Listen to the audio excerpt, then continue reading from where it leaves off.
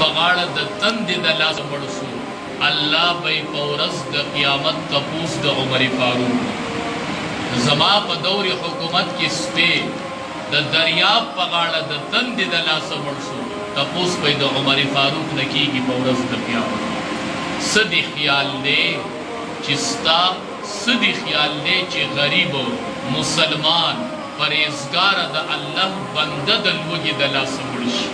د دې تپوس په الله د چا نه او د دې تپوس په الله د چا نه کوي چې مدرسه کې دستربندي او بېګناه ماشومان دستربندي ده او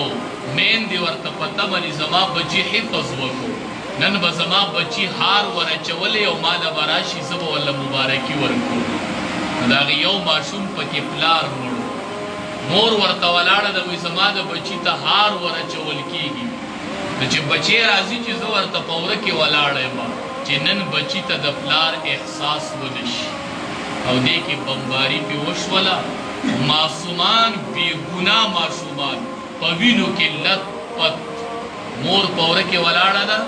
د بچي هار به اینم چې بچي به مې هار ورچولی زه به وایم بچیا 3-4 کاله مې نه ځان نه جدا کړی وي او تا خو حفظ کړی دی مبارک شه اقه بچې ورله په وینو کې سور مور له وره کې دن دې تپوس په الله نه چا نه کوي دې تپوس په الله نه کوي دا داسې وړیا دي دا معصومان دا بېګناه د قرآن حافظان د هېڅ نه نه دي خبر قرآن ته ناست دي او بمباري وشي او شهیدان شي نو عمر فاروق رضی الله تعالی عنه به وی چې سپی مړ شو د تندې د لاسه او زما حکومتي نو تپوس به یې په ورځ د قیامت زمانه کې ګران کار دی د مشرۍ نه امان غواړئ امان و الله حفاظت هم ترې نصیبه کړي د بادشاه نه به رب العالمین د قیامت په ورځ یو تپوس ته به دا خو ډېر اسان کار مونږ نه به تپوسونه ډېر کېږي او د بادشاه نه به یو تپوس کېږي د وقت د بادشاه څه تپوس پتې نه کېږي تپوس یو دی خو ډېر مشکل دی ډېر مشکل دی مشکله ده چې جواب کې پاس شي که هر څوک یې په ننني دور کې نه شي پاس کېدلی وایي کله چې الله پاک یو بادشاه مقرر کړي نو الله وایي یوه مطالبه به درنه کوم په ورځ د قیامت الله څه مطالبه به کوي ته چې مې د ځمکې بادشاه مقرر کړلې نو د دې دپاره مې مقرر کړلې چې ځمکې والا ګورې ما ته فریاد ولګي ځمکې والا ما ته فریاد ولګي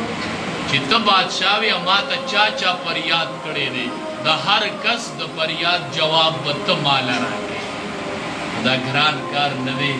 چې د یو یو رعیت د فریاد تپوس په الله ستا نه کړي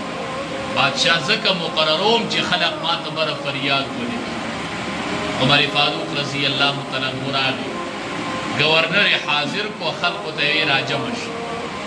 گورنر یې ودرو په میدان کې د خلقو 3 اعتراض دي جواب ورکړ یو اعتراض یې څه دی وی چې دې د شپې چاله نه راوځي او د ورځې فیصلې لړاوي وی حضرت د دې جواب خدا دی چې زه د ورځ ټوله وکړم نو ورځ مې مخلوق له ورکړې ده او شپه مې خالق له ورکړې ده نو چې ماښام شي زه رب ته ودرېږم د ساره پورې زه رب ته ولاړ شم نو ورځې مې فیصلې کړي د شپې هغه رب ته اورم چې الله دا فیصلې مې کړي نو شپه کې خو ځکه نه راوځم چې دا ما الله له ورکړي دویم اعتراض یې وی څه دی دویم اعتراض یې دا دی چې دې سار ناوخته راوځي وی حضرت بیبي بی بیماره ده د خدمت برداشت پکې نشته دی نو زه هغې له سار د کور ټول چای روټۍ زه پخپله پخوم نو چې هغه پخوم او بیا یې سکون لږ ټیم را باندې ناوخته شي وی دریم دې هفته کې یوه چوټي وی د دې جواب خدا دی چې زما دقه یوه جوړه ده دا کومه چې مې تعینې بله دویمه جوړه مې نشته نو دا خوله والي دا خیره نه شي نو زه هفته کې یو ځل دا جوړه ووینځمه نو بیا را سره د اغوستو بله جوړه نه چې عدالت ته راوځمه نو بربنډې منو صادر مې د ځان نه تو کړی او دې جوړې ته انتظار کومه چې دا جوړه وچه شي نو هله به بیا نو په هغې باندې ورځو لګي په انځلو په وچو وي دا چوټي رانه ځکه قوم ورته وي زه زمونږ حکمران خوښ دی گورنر زمونږ خوښ دی دا درې اعتراضات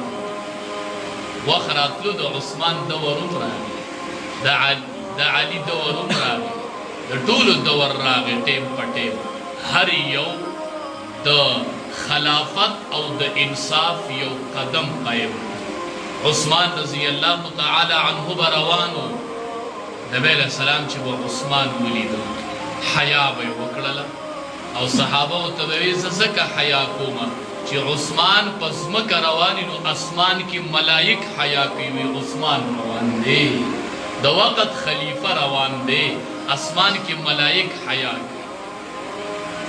نو رب العالمین وایي دی د نبی علیہ السلام سره په دې وجه حسد کوي چې د سره حکومت دی نو فإذا لا يؤتون الناس نقيرا کچری د دې سره وي نو په دغه وخت کې به دی ورنه کې خلقو ته نقیرا د خسړي برابر دا خو په نبی علیہ السلام پسې خبرې کوي نور کو دا حکومت دی ته میلو شو نو خلقو له به هېڅ ورنه ام يحسدون الناس على ما آتاهم الله من فضله آیا دوی حسد کی د خلق سره په هغه څه باندې چې ورکړي دي الله هغوی ته من فضله د خپل فضل نه الله په یو سړي فضل وکړي نو ته د هغه سره حسد کوي د حسد څه تعریف دی شارح د مسلم وایي تمنا کول د ختمېدو د نعمت یو سړي سره یو نعمت دی او ته اینې ټیم پس کېږي چې د ده نه به کله دا د لاسونو وځي ما ته دې میلو شي او که میلو نه شي خو چې د ده نه ووځي یا په دنیوي څیز باندې یا په اخروي څیز دنیا کې ورله الله عزت او جلال ورکړی